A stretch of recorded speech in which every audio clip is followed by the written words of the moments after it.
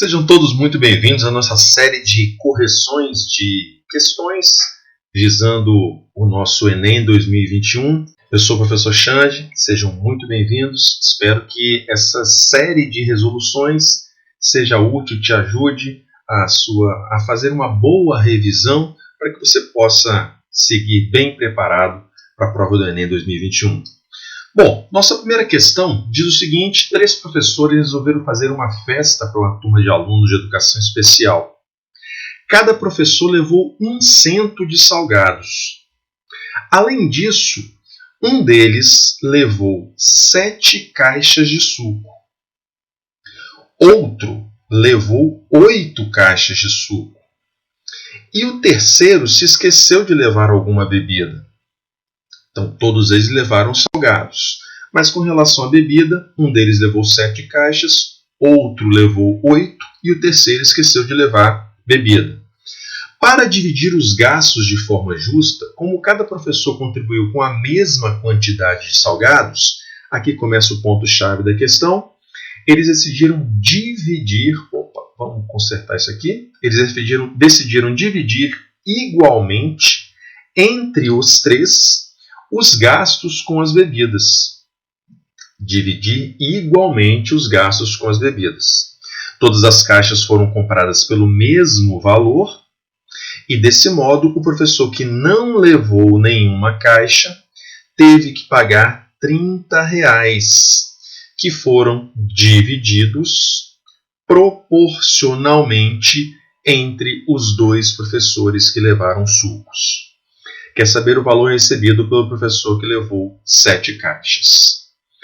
Beleza? Todas as informações aí lançadas, todas elas devidamente marcadas. Vamos limpar tudo isso aqui e começar a nossa resolução. Então, está aqui. Temos uma questão, então, de divisão proporcional. Nós vamos dividir uma quantia proporcionalmente, no caso, entre os professores que levaram os sucos, levaram as bebidas.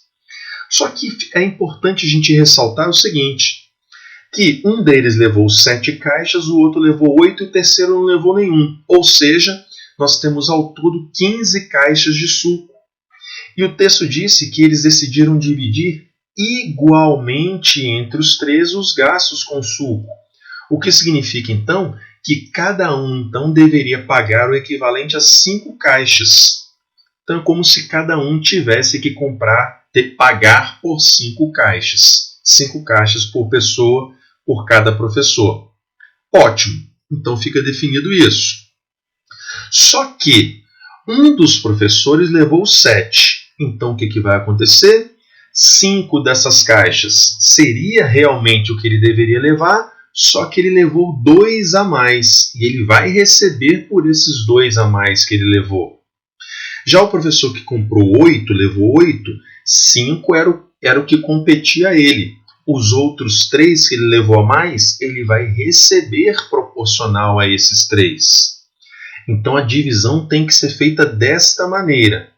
Os 2 professores que levaram a mais, um vai receber por 2 caixas que ele levou a mais, e o outro vai receber por 3 caixas que ele levou a mais.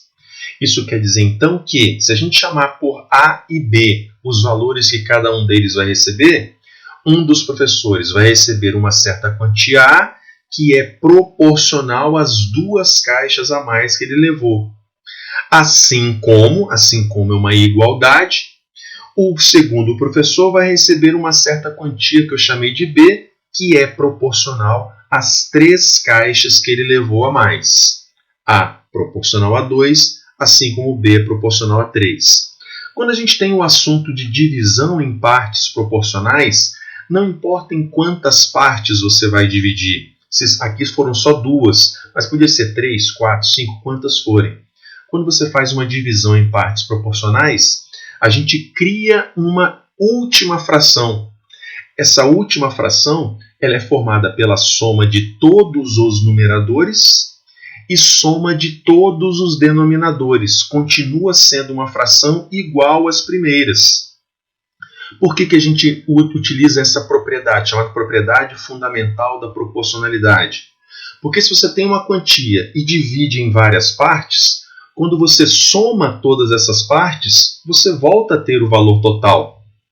Então diz o texto que o professor que não levou pagou R$30. Vai ser dividido entre os dois professores, que eu chamei de A e B. Então quando eu volto a juntar as partes de cada professor, nós voltamos a ter o total. Por isso, então, nosso denominador A mais B é a soma das partes, equivale aos 30 totais.